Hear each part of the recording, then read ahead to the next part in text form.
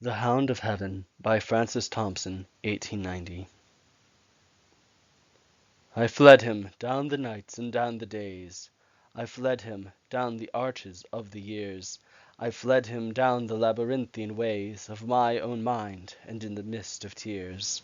I hid from him, and under running laughter Up vistaed hopes I sped, and shot precipitated Adown titanic glooms of chasmed fears From those strong feet that followed after.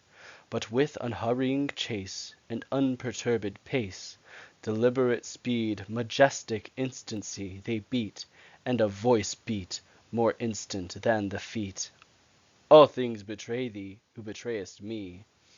I pleaded outlaw wise, by many a hearted casement, curtained red, Trellised with intertwining charities; for, though I knew his love who followed, yet was I sore adread, lest, having him, I must have naught beside.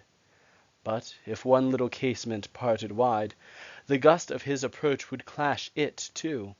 Fear wist not to evade, as love wist to pursue.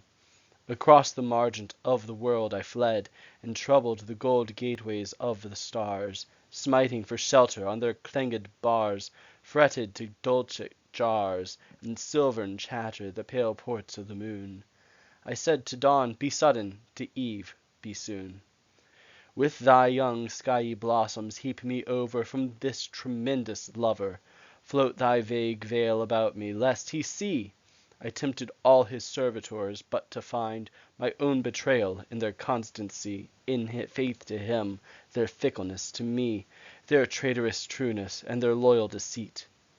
To all swift things for swiftness did I sue, Clung to the whistling mane of every wind; But whether they swept, smoothly fleet, the long savannas of the blue, Or whether, thunder driven, they clanged his chariot thwart a heaven, Plashy with flying lightnings round the spurn of their feet, Fear wist not to evade, as love wist to pursue. Still with unhurrying chase, and unperturbed pace, Deliberate speed, majestic instancy, Came on the following feet, and a voice above their beat, Naught shelters thee, who wilt not shelter me. I sought no more that after which I strayed, In face of man or maid; But still within the little children's eyes Seemed something, something that replies, They at least are for me, surely for me. I turned me to them very wistfully, But just as their young eyes grew sudden fair With dawning answers there, Their angel plucked them from me by the hair. Come then, ye other children, Nature's, share with me, said I, your delicate fellowship. Let me greet you lip to lip, let me twine with you caresses, wantoning With our Lady Mother's vagrant tresses, banqueting With her in her wind-walled palace, underneath her azured dais, Quaffing as your taintless way is from a chalice Lucent weeping out of the dayspring. So it was done. I in their delicate fellowship was one, Drew the bolt of nature's secrecies. I knew all the swift importings on the wilful face of skies. I knew how the clouds arise, spumed of the wild sea snortings. All that's born or dies, rose and drooped with, made them shapers Of mine own moods, or wailful or divine, with them joyed, and was bereaven. I was heavy with the even when she lit her glimmering tapers Round the day's dead sanctities. I laughed in the morning's eyes. I triumphed, and I saddened with all weather. Heaven and I wept together, and its sweet tears were salt with mortal mine. Against the red throb of its sunset heart I laid my own to beat, and share commingling heat. But not by that was eased my human smart. In vain my tears were wet on heaven's grey cheek, for, ah! we know not what each other says, these things and I, in sound I speak.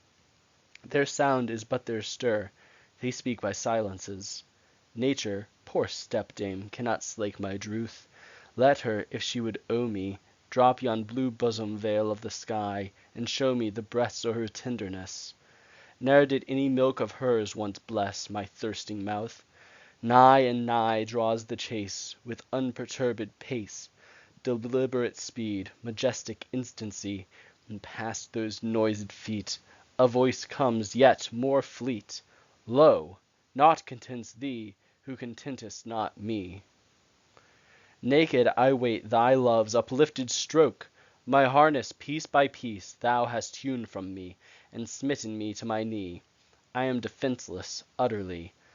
I slept, methinks, and woke, and slowly gazing find me stripped in sleep. In the rash lusty head of my young powers I shook the pillaring hours, And pulled my life upon me, grimed with smears. I stand amid the dust of the mounded years. My mingled youth lies dead beneath the heap. My days have crackled and gone up in smoke, Have puffed and burst as sun starts on a stream. Yet faileth now even dream, the dreamer, and the lute, the lutanist. Even the linked fantasies, in whose blossomy twist I swung the earth a trinket at my wrist, Are yielding.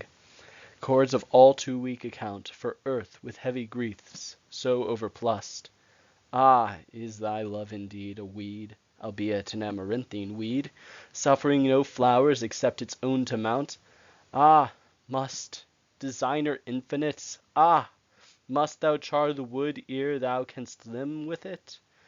My freshness spent its wavering shower i' the dust, and now my heart is as a broken fount, wherein tear-dripping stagnates, spilt down ever from the dank thoughts that shiver upon the sighful branches of my mind. Such is what is to be. The pulp so bitter, how shall taste the rind? I dimly guess what time in mist confounds, yet ever and anon a trumpet sounds from the hid battlements of eternity. Those shaken mists a space unsettle, then round the half-glimpsed turret slowly wash again. But not ere him who summoneth I first have seen enwound with glooming robes purpureal, cypress crowned. His name I know, and what his trumpet saith. Whether man's heart or life it be which yields thee harvest, must thy harvest fields be dunged with rotten death? Now of that long pursuit come on at hand the bruit. That voice is round me like a bursting sea, and is thy earth so marred, shattered in shard on shard?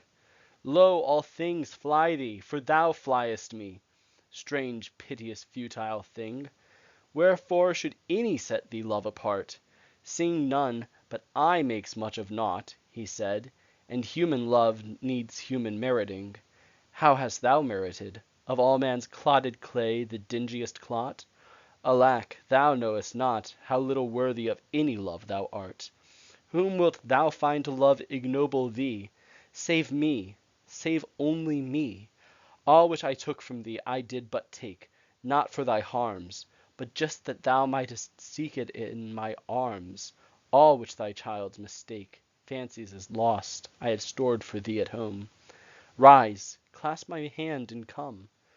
Halts by me that footfall. Is my gloom, after all, shade of his hand, outstretched caressingly? Ah, fondest, blindest, weakest, I am he whom thou seekest. Thou dravest love from thee, who dravest me.